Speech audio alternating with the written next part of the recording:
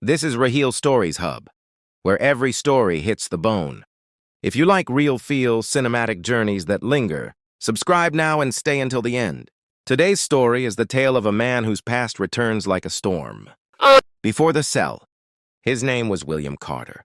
To the world, he was an officer of authority. Polished boots, a clipped accent, an air of certainty that made people follow without asking why.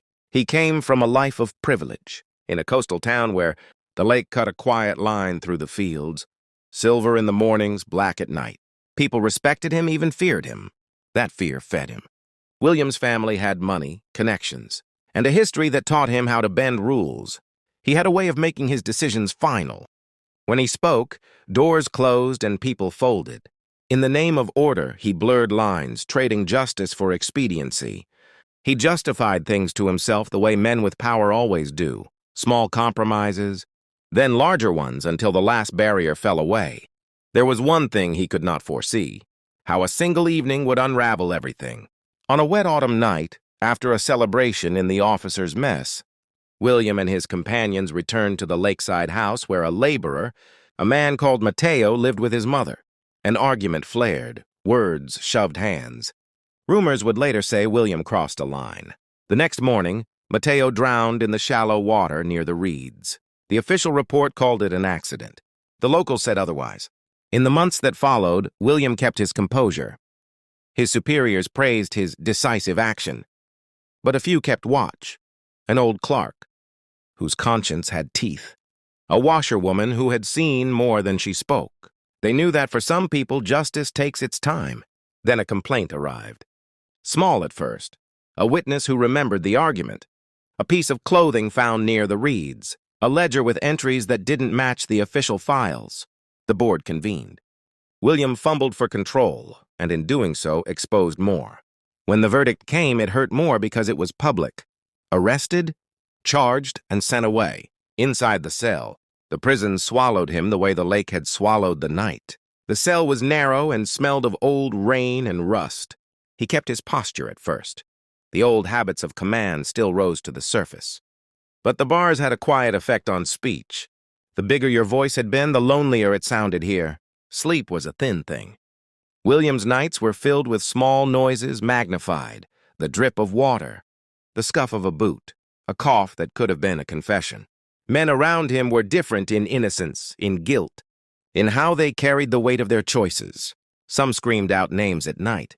Others stitched their shame into silence. William found himself among the silent ones.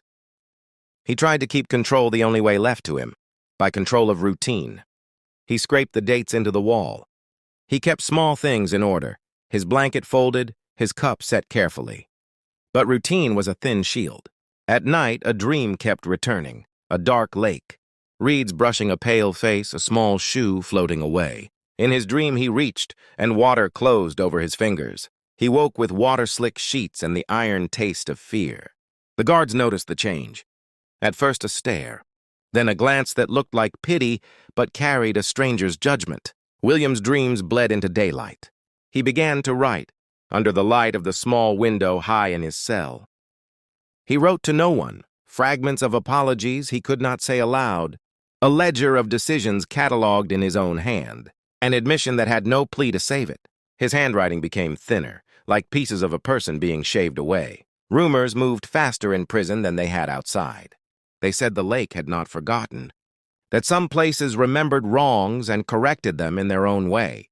The old clerk's niece had told a guard on a winter morning, and the guard told another, and it arrived as gossip at the breakfast trough.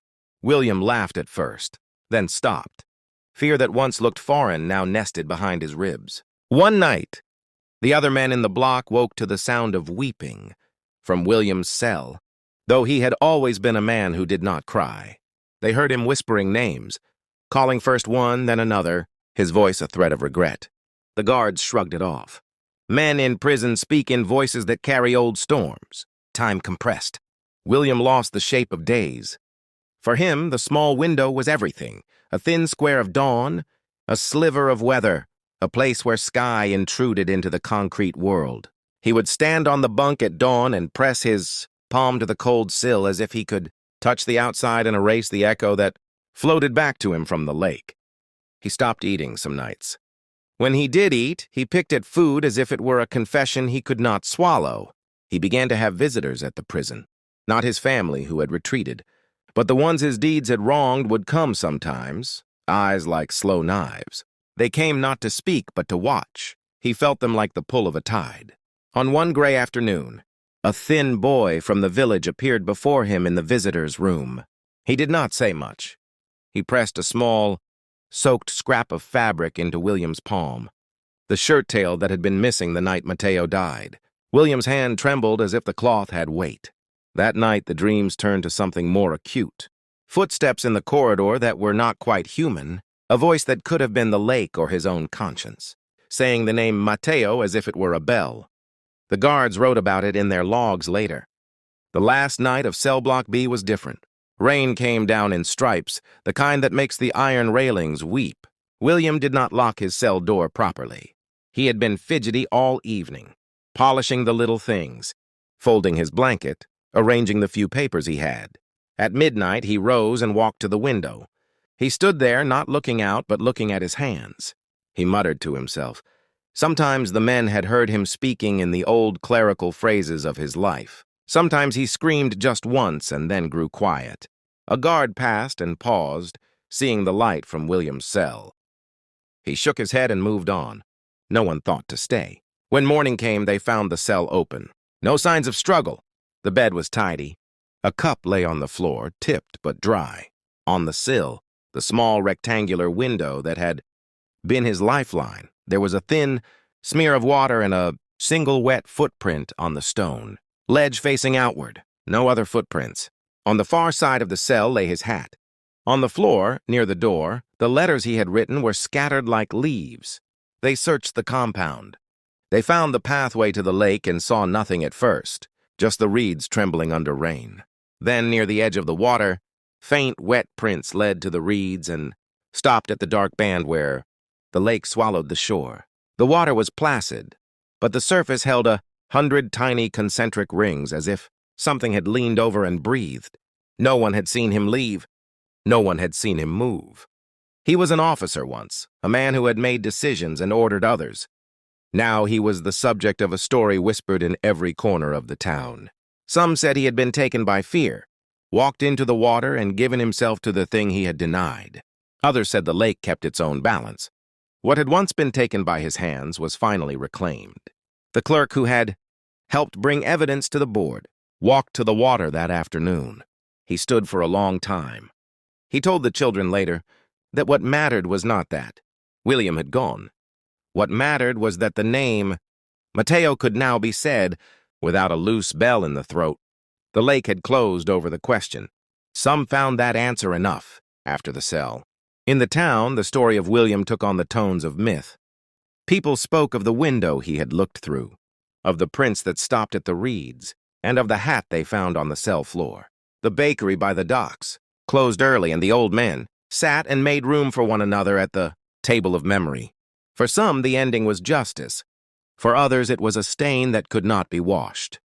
Mateo's mother planted reeds along the bank and tended them like a prayer. She never forgave, but she did not rage. She learned to listen.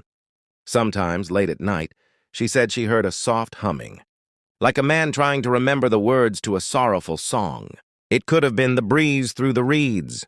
It could have been the town remembering. As for the men in prison, they told the story in small voices, not as triumph, but as warning. The window is a thin thing, they said. It frames a life. It can show you sky, or it can show you your own reflection. William had stared, and he had been answered. If this story held your breath, hit like. Subscribe to Raheel Stories Hub, and press the bell for more dark, true-feeling tales. We'll meet again. Until then, keep your eyes open. Some windows show more than they should.